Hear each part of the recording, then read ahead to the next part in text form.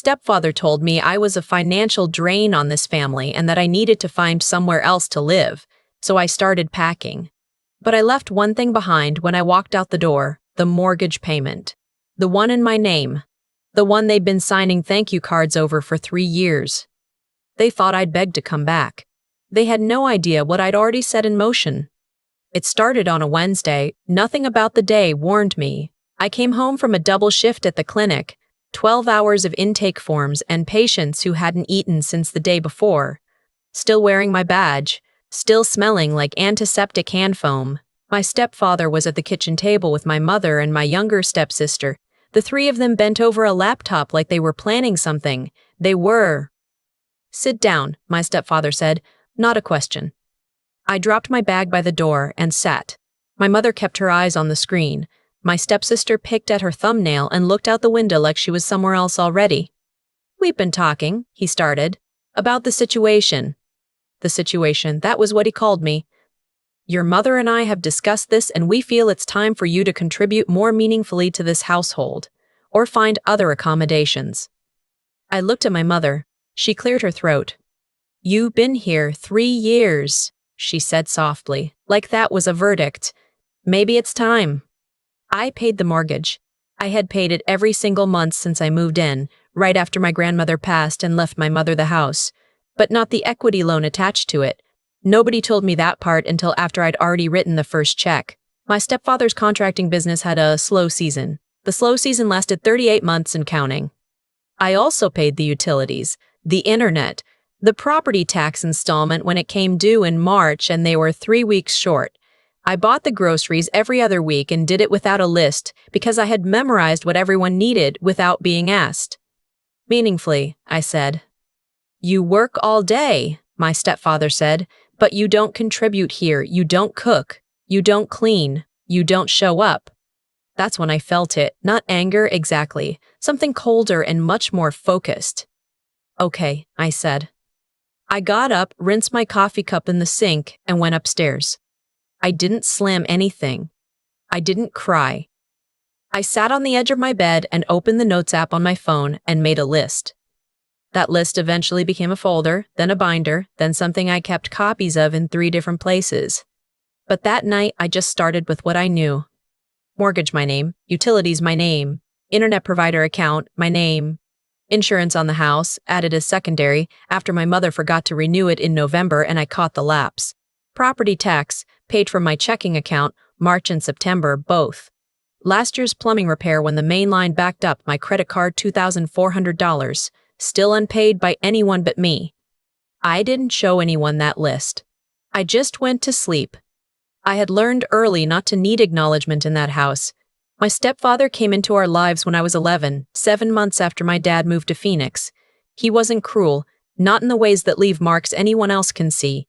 He was just consistently, thoroughly unimpressed. With my grades, which were good, with my choices, which were careful, with my presence, which he seemed to find inconvenient from the beginning. My mother loved him in the way some people love a strong opinion, completely and a little fearfully. When I got into nursing school, I remember setting the letter on the dining room table and waiting. My stepfather read the first paragraph, nodded once and said, "Just make sure you can cover your loans. Don't expect us to bail you out." My mother said, "We're proud of you, honey," in the voice she used when she was also watching something on TV. My stepsister got a cake when she passed her driver's test. I'm not saying I needed a cake, I'm saying I noticed. By the time I was 28 and 3 years into living back home, because the rent in our city had gone up 40% while I finished paying off my student loans and my mother had specifically asked me to come help stabilize things, I had stopped waiting to be seen. I just kept the lights on and showed up. Until the Wednesday they told me not to anymore. I didn't leave right away. I want to be clear about that because I know what some people will think. But I had learned to be strategic where I once would have been impulsive, and strategic meant taking 2 weeks. In those 2 weeks, I made copies of every document: bank statements, mortgage statements with my name on the letterhead, utility bills, the property tax receipt with my checking account number in the memo line, the contractor invoice from the plumbing repair with my credit card authorization signed at the bottom. I also called the bank. The mortgage was a fixed-rate loan in my name, taken out in my name with my credit score. My mother was listed as a co-resident, not a co-borrower. My stepfather's name was not on anything except the insurance as a household member, which I had added as a courtesy. I asked about what would happen if the primary account holder changed their address. The banker was very matter-of-fact about it. She walked me through the process calmly. I took notes. That Thursday, I also emailed the utilities and changed the billing notifications to go to my personal email instead of the shared household account I had been using. I didn't disconnect anything. I didn't want to cause disruption. I just wanted to make sure I knew what was coming in. I didn't tell anyone what I was doing. I packed slowly, a few things at a time, moving boxes to my car after dinner when the TV was loud. My stepsister saw me on the second trip and raised her eyebrows. "Gym stuff," I said. She shrugged and went back inside. I found an apartment 11 days after the conversation at the kitchen table. A friend from the clinic had a second bedroom opening up. Clean building, good neighborhood, 20 minutes from work. The rent was reasonable and the name on the lease would be mine. I signed on a Saturday morning and sat in my car in the parking lot of the leasing office for a long time after. I wasn't happy. I want to say that honestly. I wasn't relieved yet either. I was somewhere between both, in that flat space where you've made the decision and can see the shape of what comes next. But the feeling hasn't landed. I called my aunt, my father's sister, who lived in Ohio and who had always said more in silence than most people said out loud, and I told her what was happening. "I know," she said. "You knew? I'd been watching your mother let that man mistake your patience for permission for 3 years. She paused. "What do you need?" "Nothing right now," I said. "I just needed to tell someone." "Okay," she said. "I'm here." That was the whole call. It was exactly enough. I moved my last box out on a Tuesday morning, before anyone was awake. I had arranged it that way deliberately. I left the house key on the kitchen counter with a plain white envelope next to it, sealed. Inside the envelope a printed summary, not a letter, not an explanation, just a document. 3 years of mortgage payments, 12 utility billing cycles per year, times 3. The internet account setup fee I'd paid when the old one lapsed, the plumbing repair, the property tax. At the bottom, one line in bold, total contributed to household expenses, not including groceries or personal labor, $47,320. Below that, one more line, the mortgage account remains in my name. Payment is due on the 15th. I did not write anything else. No goodbye. No, I hope you understand. No softening of any kind. I closed the door gently on my way out. The first call came at 9:37 that morning. I was at work, already 3 patients into my shift. I let it go to voicemail. My mother's message was quiet and slightly confused, like she'd found something in the wrong drawer. "Sweetheart, I don't understand the paper you left. Can you call me when you have a chance?" The second call was my stepfather. No voicemail. The third was my stepsister. I listened to hers. "Hey, so I guess you left? That's okay. I think Dad's freaking out. Call Mom." I texted my mother that I was at work and would call that evening. I didn't call that evening. I made dinner in my new kitchen instead. My roommate, the friend from work, ordered Thai food and we sat on the floor because neither of us had a proper table yet, and I told her the broad version of the story while we ate from the containers. She didn't say much. She'd met my stepfather once at a work function 2 years ago and had privately described him as a man who walks into a room expecting to be thanked for it. I slept better than I had in months. The calls continued for 4 days. I answered my mother's on day 3. "I don't understand," she said again. "The bank called. They said you'd change the payment address." "I changed it to my address," I said, "because it's my account." "But the house is in my name, Mom. The loan is in my name. I took it out in my name when you asked me to because your credit score wasn't high enough to qualify and neither was his." Silence. "I didn't know you felt that way," she said finally. I let that sentence sit for a moment. "I don't feel a way," I said. "I have a document. There's a difference." He didn't mean. He was just frustrated. "I know. You can come back." "I know I can," I said. "I'm not going to." Another silence. Then, "What are we supposed to do about the mortgage?" You have until the 15th, I said, same as always. I didn't say it with cruelty. I said it with the same flat, tired precision I used when I was explaining a medication schedule to a patient who kept saying they'd figure it out later. Just the facts, just the date, just what comes next. What came next was the Facebook post. My mother wasn't a frequent poster. She used the platform mostly to share recipes and comment on church friends' vacation photos. But 11 days after I left, she shared something. It was a photo of the living room. Low light, slightly blurry, the way photos look when the person taking them is upset. The caption read, "Some children grow up and forget what family means. We gave everything for this girl, years of love, a home, support, and she walked out without a word, praying for those who can't see what they have until it's gone." Josh. My stepsister shared it with, "This broke my heart to read." The comments were what you'd expect. Prayers, broken heart emojis. You deserve better. Some people just don't appreciate what they have. I read every comment once. I didn't respond to any of them. I sat with the feeling for a while, not rage exactly, but something close to it, something that wanted a response, wanted to correct the record in real time. I gave myself until the next morning to feel that way. Then I opened my laptop. I didn't write a post. I wrote a document. 3 pages, clean and formatted, titled, "For anyone who read the original post." It included a condensed version of the payment history, not all $47,000 worth, just enough. The plumbing repair with the date and invoice number, a screenshot of the mortgage account showing my name and initials on the primary holder line, one line from an old text exchange where my stepfather had written, unprompted, "Can you do the OCT payment early? We're short." I didn't add commentary. I didn't call anyone names.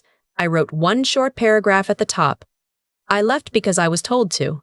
Here's what I was contributing while I was there.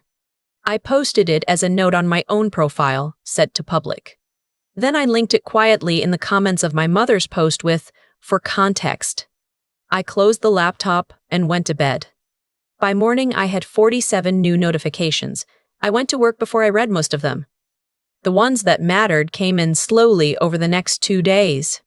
An old friend from high school who had lost touch. "I always suspected something was off. I'm really sorry." A woman from my mother's church circle who had apparently seen enough. "Honey, I knew your grandmother. She would be proud of how you handled this." And a message from my aunt in Ohio, just 3 words, "Screenshot saved." Shh. My mother's post had been quietly deleted. My stepsister's share was gone by noon. What replaced them was not silence exactly, but a different kind of quiet. The kind that comes after the version of the story people had been telling stops being available. Nobody called me again that week. The mortgage came due on the 15th. I paid it as I always had. I know what that sounds like, but the loan was in my name and my name only, which meant my credit was attached to what happened to it. I had already consulted with a housing counselor about my options, a referral from my aunt, and I understood what I was doing and why. I was not doing it for them. I was doing it for the version of my future that didn't include a missed payment on my record. What I did do was start the process of refinancing, which, as it turned out, required the current residents to vacate so the property could be properly assessed. The letter from the bank was polite and formal. It arrived on a Thursday. I was not there to see them read it. 2 months later, I was eating lunch in the break room at the clinic when a newer nurse, young, just out of school, the kind of tired that's still fresh enough to be surprised by itself, sat across from me and said, "Can I ask you something personal?" "Probably," I said. "Do you ever feel guilty? Like for putting yourself first?" I looked at her for a second. She had the expression of someone who had been carrying a question for a long time and had finally decided to set it down somewhere. "I used to," I said. "I spent a long time believing that taking care of myself was the same thing as taking something from someone else." I took a sip of my coffee. "It isn't.